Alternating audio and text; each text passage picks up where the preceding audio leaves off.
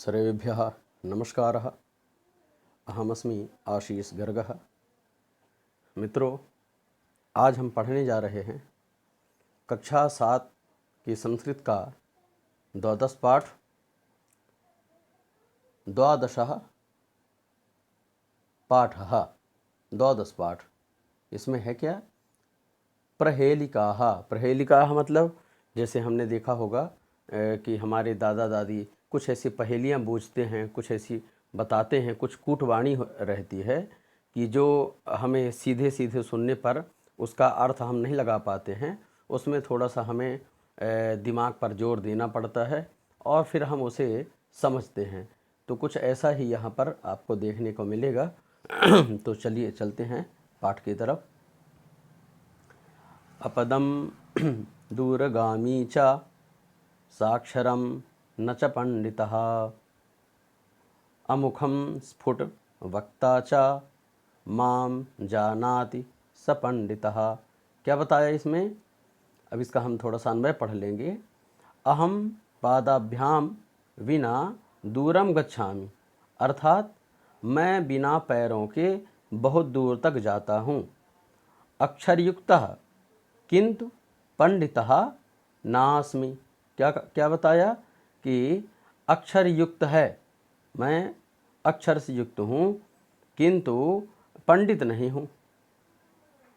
अक्षर युक्त अर्थात साक्षर हूँ, साक्षर अक्षर से युक्त हूँ किंतु मैं पंडित नहीं हूँ। किंतु पंडितः नास्मि। अहम मुखेन विना स्पष्टम वदामि, मैं बिना मुख के भी स्पष्ट बोलता हूँ। यह माम जानाति सह पंडितः। क्या बताया? जो मुझे जानता है वह पंडित है। तो इस प्रकार से जो पहेली है, अब इसमें तो अपदम दूरगामी च, इसका चूँकि आपको अन्वय बता दिए गए तो इसके अब आप बताइए क्या हो सकता है इसमें। तो प्यारे बच्चों, इसका उत्तर रहेगा पत्र। पत्र कैसे? बिना पैर का भी होता है और दूर तक जाता है। जैसे हम चिट्ठी पर या जो हम जो पत्र आदि लिखते हैं तो उसके पैर नहीं होते किंतु दूर तक जाता है। वह पढ़ा लिखा नहीं होता पर फिर भी उसके अंदर अक्षर लिखे रहते हैं, जिनसे हम अपने मनोभावों को व्यक्त करके और सामने वाले के लिए छोड़ देते हैं, ताकि वही भावों को वह जब पढ़ता है लिखे हुए पत्र को तो वह हमारी भावनाओं को समझ जाता है। और अमुखम स्फुट वक्ता, मुख नहीं है, जैसा कि इसमें बता रहा है कि अमुखम, मुख इस पत्र में नहीं होता किंतु पत्र जो है वह सारी चीज़ों को स्पष्ट कर देता है। तो यहाँ पर यही बताया कि भाई जो मुझे जानता है वही पंडित कहलाएगा। ऐसा आगे चलते हैं।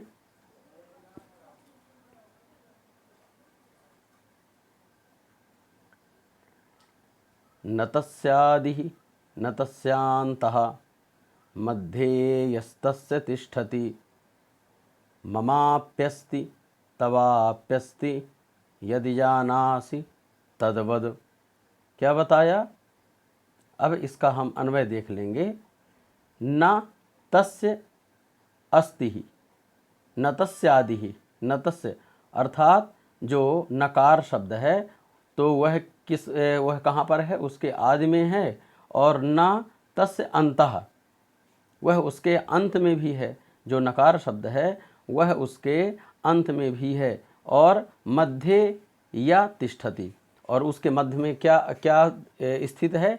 यकार शब्द तिष्ठित है।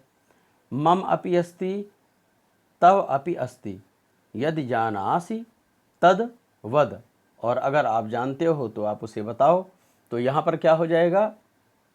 थोड़ा सा दिमाग पर जोर डालिए। न तस्यादि ही, जो नकार शब्द है वह उसके आदि में भी है और नकार उसके अंत में भी है और मध्य में या स्थापित है या तिष्ठित है, और मेरा भी है तुम्हारा भी है। तो अब अगर आप जानते हो तो बताओ। तो इसका क्या उत्तर होगा? इसका उत्तर हो जाएगा जिससे हम संसार को देखते हैं, जिससे हम इस वीडियो को भी देख रहे हैं, अर्थात नयन।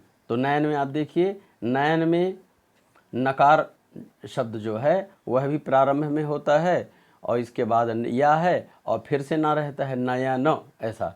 तो इसका उत्तर क्या हो जाएगा? नयन। चलिए तीसरे श्लोक पे चलते हैं। सुप्तोऽपि नेत्रे न निमीलयामि जलस्य मध्ये निवसामि नित्यं स्वजातिजीवाः मम भोजनानि वदन्तु मान्याः मम नामधेयम्। क्या बताया? सुप्तोपि, सुप्तः अपि नेत्रे न निमीलयामि, अर्थात अब यहाँ पर हम अन्वय देखेंगे। अहम सुप्ते अपि नेत्रे न निमीलयामि। क्या कहता है कि अहम सुप्ते अपि नेत्रे न निमीलयामि, मैं सोते हुए भी नेत्रों को बंद नहीं करता, और जलस्य मध्ये एव निवसामि, जल के मध्य में ही मेरा निवास रहता है, अर्थात मैं निवास करता हूँ। स्वजाति जीवाः मम भोजनानि, जो स्वजाति जीव अर्थात मेरी ही जाति के जो लोग हैं वह मेरा भोजन बन जाते हैं, अर्थात मैं उन्हें खा जाता हूँ।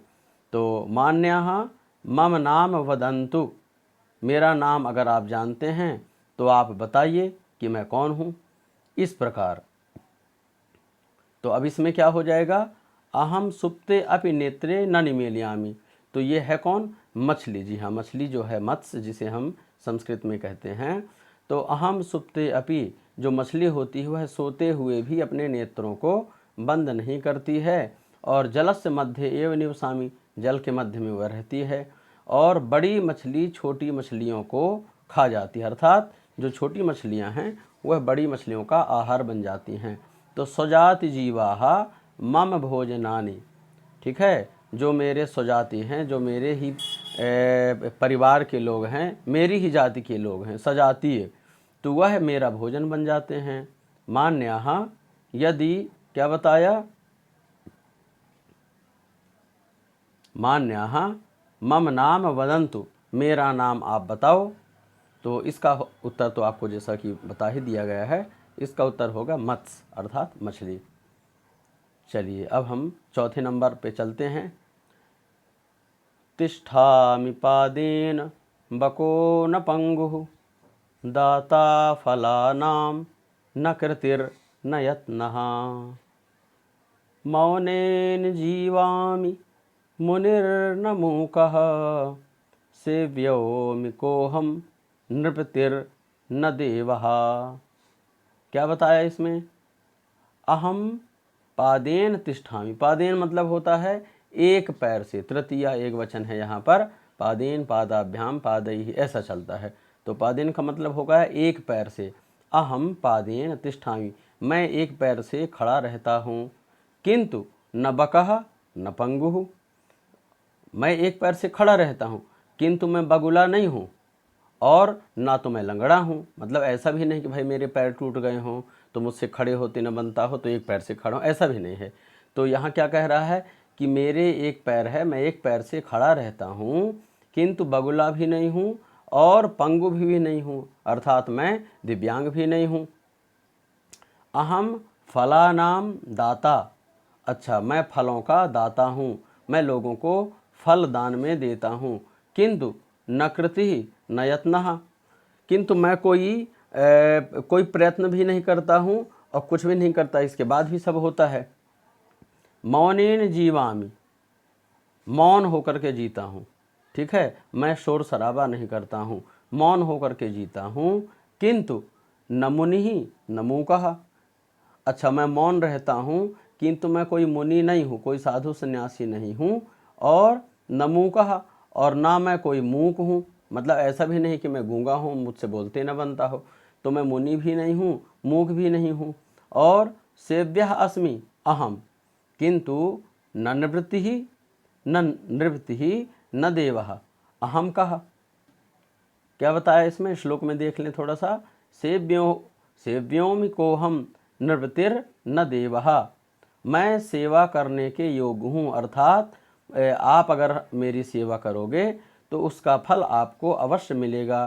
तो क्या बताया कि अहम किंतु सेव्यः अस्मि अहम, मैं सेवा करने का अधिकारी हूँ, अर्थात सेवा लेने का अधिकारी हूँ, किंतु मैं कोई राजा भी नहीं हूँ और ना ही मैं कोई देव हूँ। तो अब आप बताइए मैं कौन हूँ? तो जी हाँ, आप जान गए होंगे। अगर फलों की बात आती है तो किसे हम मानते हैं? जी हाँ, वृक्ष। वृक्ष जो होता है वो क्या होता है? वृक्ष हमेशा लोगों को फल देता है, पुष्प देता है, छाया देता है। तो इसीलिए हमको वृक्षों को कभी काटना भी नहीं चाहिए। और चूँकि ये जो वृक्ष होते हैं ये बड़े ही उपकारी होते हैं, यही हमें जीवन प्रदान करते हैं, प्राणवायु देते हैं, और हम जो कार्बन डाइऑक्साइड निकालते हैं, ठीक है, तो वह स्वयं स्वीकार कर लेते हैं और हमें शुद्ध वायु प्रदान करते हैं। तो जी हाँ, इसका उत्तर होगा वृक्ष। आगे चलते हैं। वृक्षाग्रवासी न च पक्षिराजः, त्रिनेत्रधारी न च शूलपाणिः, त्वग्वस्त्रधारी न च सिद्धयोगी, जलं च बिभ्रन् न घटो न मेघः।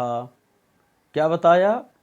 अहम वृक्षाग्रवासी किंतु न पक्षीराजः, मैं वृक्ष के सबसे ऊपर तिष्ठित हूँ।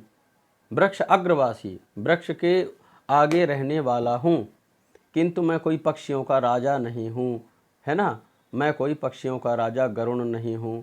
अहम त्रिनेत्रधारी, मैं 3 नेत्र वाला हूँ, किंतु न शूलपाणि ही, किंतु मैं भगवान शंकर नहीं हूँ, क्योंकि भगवान शंकर के 3 नेत्र होते हैं। तो मेरे भी 3 नेत्र हैं, किंतु मैं कोई शूलपाणि नहीं हूँ, अर्थात मैं शंकर नहीं हूँ।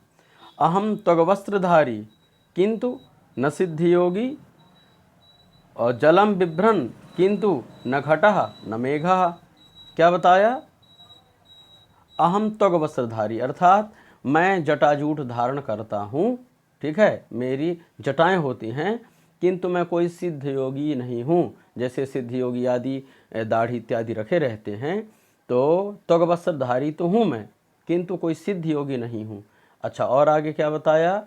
जलम बिभ्रन किंतु, जलम बिभ्रन न किंतु न घटः न मेघः, मेरे अंदर जल भी स्थित है, किंतु मैं कोई घड़ा भी नहीं हूँ और ना तो मैं कोई बादल हूँ। तो अब बताइए इसका उत्तर क्या होगा? जी हाँ, आपने इसमें पढ़ ही लिया होगा, इसका मतलब होगा नारियल। तो जैसा कि हम जानते हैं कि नारियल जो है होता है वह सबसे ऊपर लगा रहता है।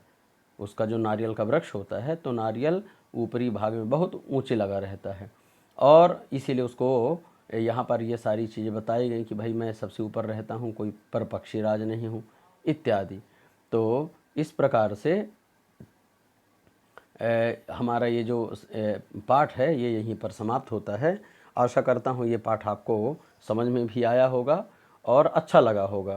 तो प्यारे बच्चों, इस पाठ में अगर आपको कहीं भी किसी भी प्रकार से कोई डाउट हो तो आप कमेंट बॉक्स में लिखें, आपकी समस्याओं को सुना जाएगा और जो भी आपके डाउट्स हैं वो क्लियर किए जाएंगे। तो ज़्यादा से ज़्यादा आप इसे देखें। जो अभी चैनल में नए हैं वो चाहें तो इसे सब्सक्राइब कर दें, ताकि आने वाले जो वीडियोज़ हैं वो आपको समय समय पर मिलते रहें। तो जी हाँ, इसे लाइक करें, कमेंट करें, शेयर करें। तब तक के लिए नमस्कार, मिलते हैं अगले वीडियो में। नमो नमः।